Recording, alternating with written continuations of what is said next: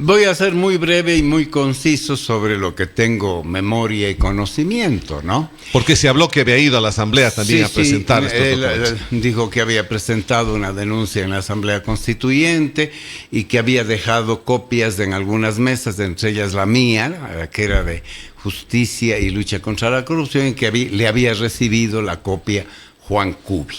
Bien, hay que decir, para empezar, que antes, porque él habla del 2006 al 2008. Entonces, ¿qué pasaba en el 2006 todavía en Cuenca?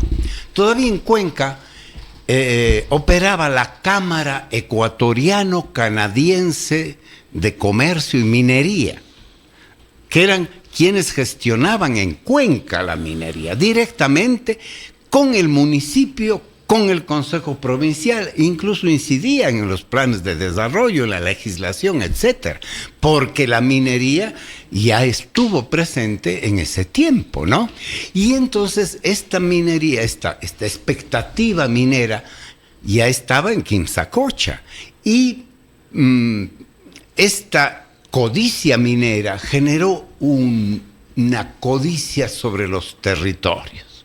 Es decir, ese territorio se convirtió en un campo de batalla para apropiarse de territorios baldíos o no baldíos, con dueño o sin dueño, para poder negociar con la minera. Fíjate tú, el mal estaba en el municipio ya entonces, en esa época, en el tema de catastros, estaban en el tema de los juzgados, etcétera, donde se ventilaban una serie de juicios. Felipe cuenta la amargura que vivió él y la incapacidad de poder resolver esos problemas porque nadie te los resolvía.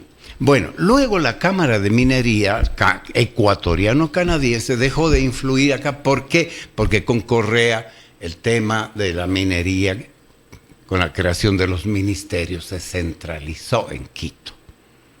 Entonces el tema pasó a Quito. Fíjate tú que Felipe dice que uno de los que venden a la minera la servidumbre o el terreno para que tengan servidumbre se realizó en Quito. Imagínate tú, ¿no? O sea, esto ha sido una corrupción increíble, ¿no? Que hasta hoy día no se ha solucionado. ¿Por qué el municipio no pudo utilizar los $3 millones que le dieron para comprar terreno? Porque era imposible. No se sabía quién era el dueño.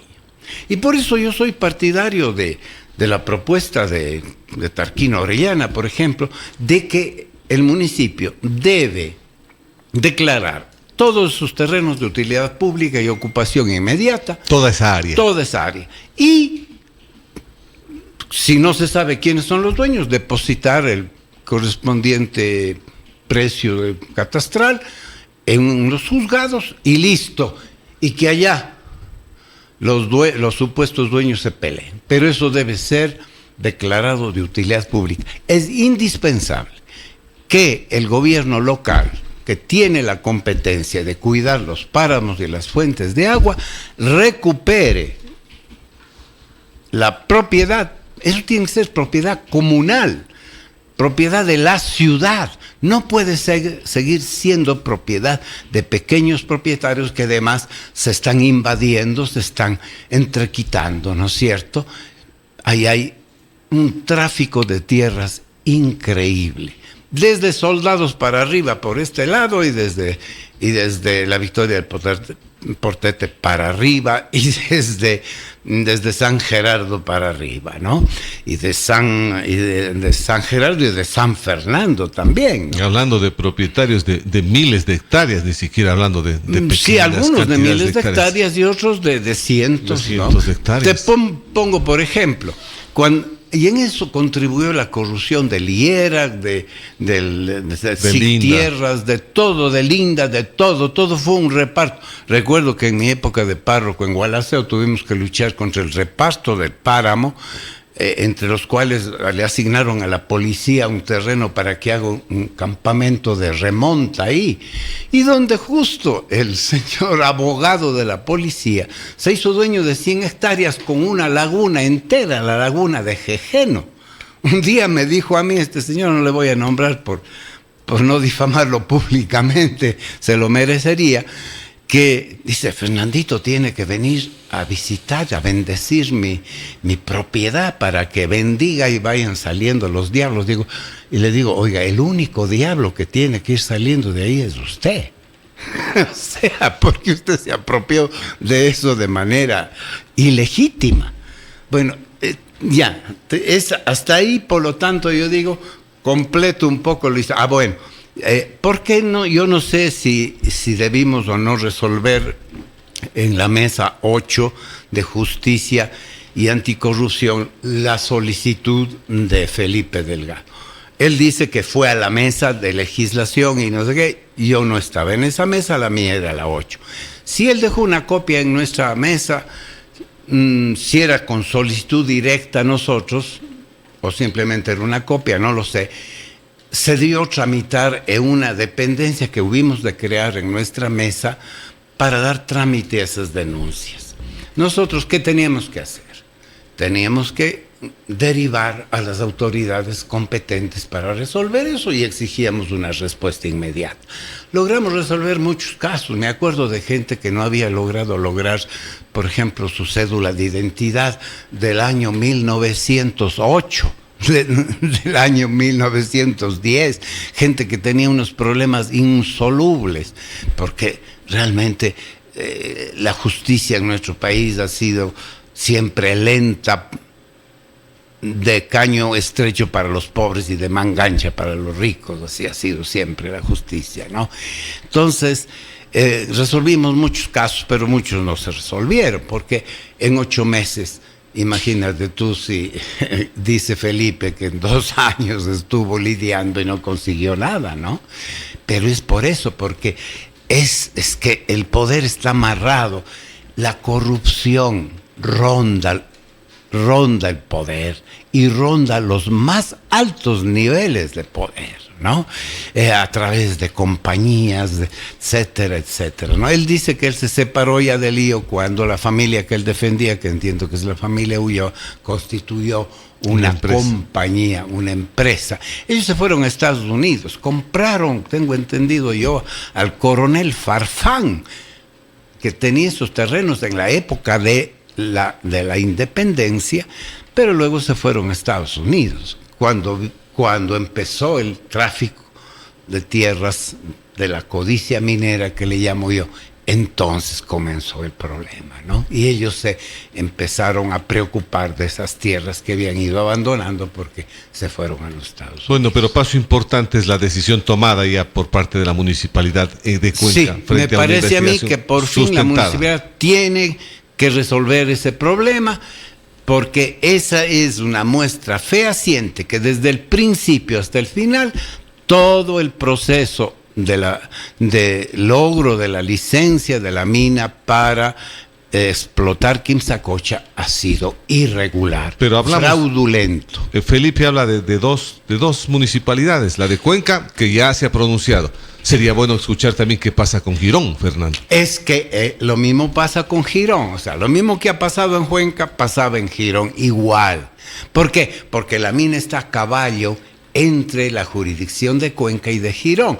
Tanto es así que cuando se produce la consulta de Girón, la mina dice, allá no podemos hacer la bocamina y la mina y el campamento en Girón, vamos a hacerlo en el Azuay. Pero cuando se produce la consulta popular de Cuenca, se queda que no tienen en dónde hacer.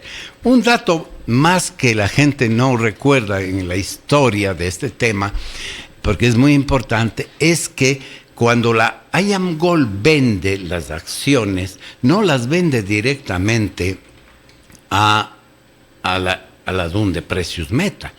Hay otra compañía intermedia ahí, que es la INV Metals, que en posesión de la INV Metals es cuando se da la consulta de Cuenca.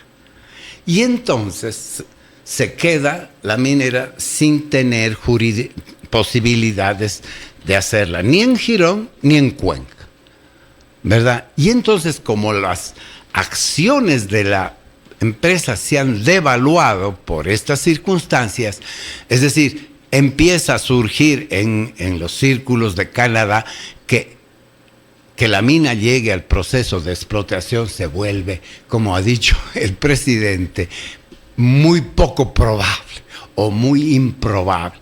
Y entonces le vende la INV Metals a la IAMGOLD las acciones de la mina a precio de gallina muerta.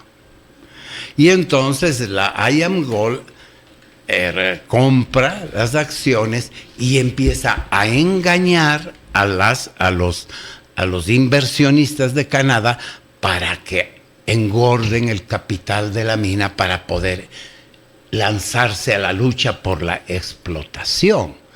Fíjate todo el intrínculo que hay. Por lo tanto, IAMGOLD no puede demandar al gobierno ecuatoriano.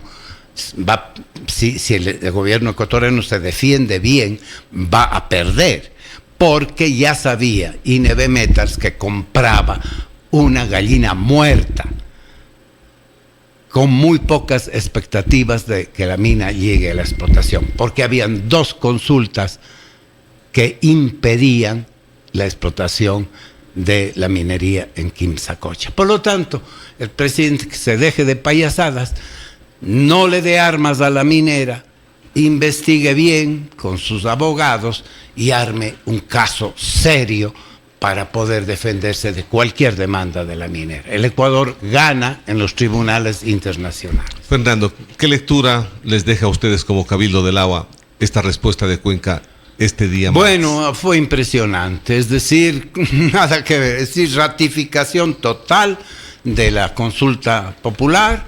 Cuenca entera le dijo no, creo que más contundente porque el otro es en los votos y tal, y al fin es un número. Esto fue un río de gente desbordada, crecida, que inundó las calles de Cuenca, diciéndole no a la minería, no queremos minería porque la minería contamina nuestras aguas y destruye nuestro futuro. Que luego venga la ministra a decir que esto es político, que... Bueno, ya dijeron. Ya lo dijeron. ¿Crees tú que es político? ¿Tiene alguna connotación política? Cuando Cuenca se manifiesta entera, y si en esa manifestación están también sus autoridades y sus ciudadanos, es lógico que van a estar también los ciudadanos que están en política y en carrera hacia las nuevas elecciones. Eso es una realidad, ¿no es cierto? Y entonces van a haber declaraciones en ese sentido y tal y cual, ¿no es cierto? Es obvio, ¿cómo vas a impedir? Por ejemplo, cierto acto de querer expulsar a algún ciudadano de la marcha, por cualquiera que haya sido su posición, me parece que no es justo en una marcha que convocaba a todos absolutamente, a todos, ¿verdad? Entonces, si ahí estuvieron gente de corazón, chévere, y hubieron también gente que debían, además de tener corazón, tener ciertos intereses de oportunidad. Pues no les voy a llamar oportunistas, porque es legítimo. La política es de todos los días. ¿Cómo vas a exorcizar o a impedir en una marcha de 100,000 personas que no estén quienes gobiernan la ciudad y la provincia? Debían estar. Y esos señores tienen posturas políticas. Descalificar la marcha, yo digo, una marcha de gotas limpias, porque hayan habido 3 o 4 gotas grises, digamos, marcadas por ya la lucha política de la coyuntura presente, no descalifica el río de gente, ¿no? O sea, eso es ser miope.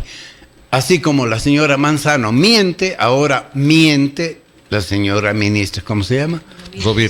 Rovira, miente la señora Rovira, tiene miopía, no es que no vea las cosas, no quiere ver las cosas. Bueno, ya se sabe que los gobiernos, a través de sus filtros, de sus,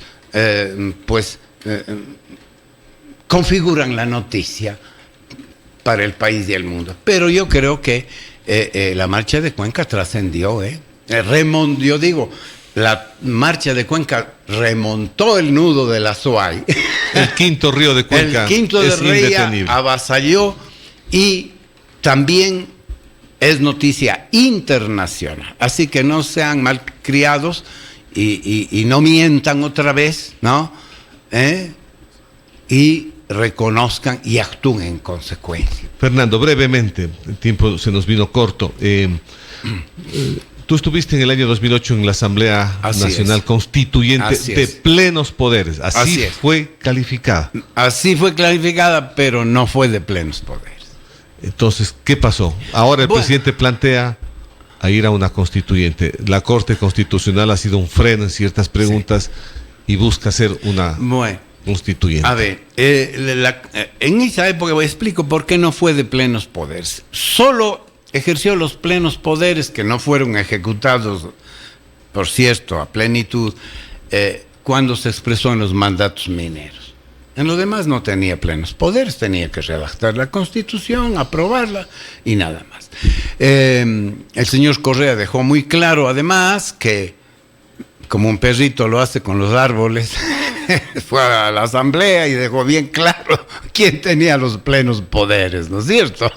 ¿Sí o no? Entonces, eso yo el primer día lo supe en la Asamblea y tuve la primera gran decepción, porque sí teníamos mucha esperanza, más esperanza en esa Asamblea. Yo creo que, como dije en la clausura de la Constituyente, recordando esa canción, no es perfecta, ni mucho menos, pero se parece a lo que yo simplemente soñé. O sea, algunos de nuestros sueños sí se plasmaron en la Asamblea, en la Constitución, otros se quedaron a medio camino. Por ejemplo, en esto de la minería mismo, ¿no?